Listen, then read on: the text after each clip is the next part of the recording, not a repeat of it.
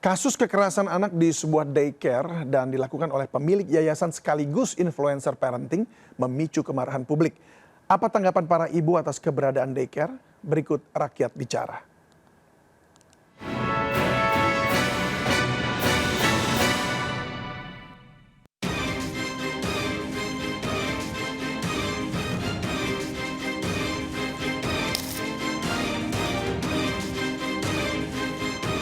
Pemirsa, perlakuan tidak manusiawi pemilik daycare di Depok, Jawa Barat tentunya telah mengoyak rasa perih kemanusiaan.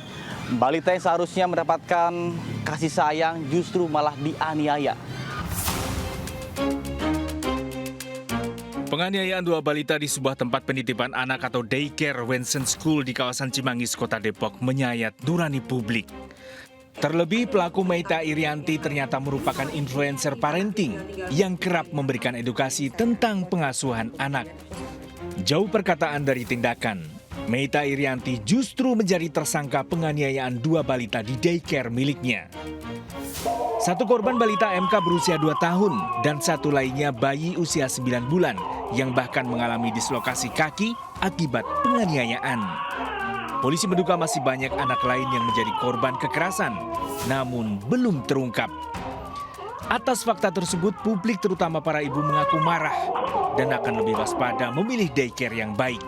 Melihat itu tuh langsung kesel sih sebenarnya, karena apalagi kan aku udah punya anak, jadi ngerasain banget anak jatuh aja nggak kenapa-kenapa kita sedih gitu, apalagi itu kita tahu orangnya sendiri yang ngelukain anak kita gitu kan, ya pastinya emosi banget. Aku sampai repost terus bikin caption ngata-ngatain gitu, terus aku broadcast ke ibu-ibu, pokoknya semua harus tahu, pokoknya semua harus aware gitu kalau kita tuh mesti hati-hati banget. Waktu itu juga waktu anak saya umur 1 tahunan, saya juga pernah masukin daycare sih ya.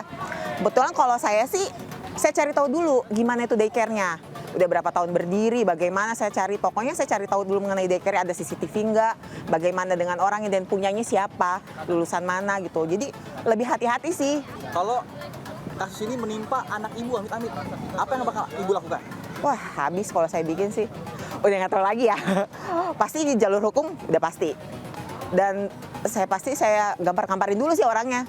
Kalau saya sih belum pernah naruh anak daycare ya, karena emang murni semua ngurus sendiri.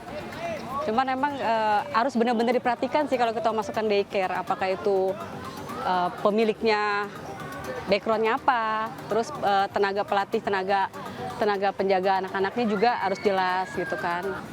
Harus ada sertifikat, terus dilarang asal buka ya.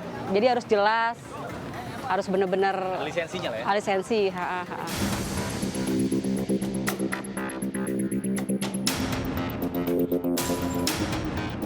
Data Kementerian Pemberdayaan Perempuan dan Perlindungan Anak menyebutkan bahwa sepanjang 2023 kasus kekerasan terhadap anak mencapai lebih dari 24.000 kasus. Sementara kekerasan seksual mendominasi, yang mana mencapai lebih dari 10.000 kasus. Disusul dengan kekerasan psikologis dan juga kekerasan fisik yang masing-masing di atas 4.000 kasus.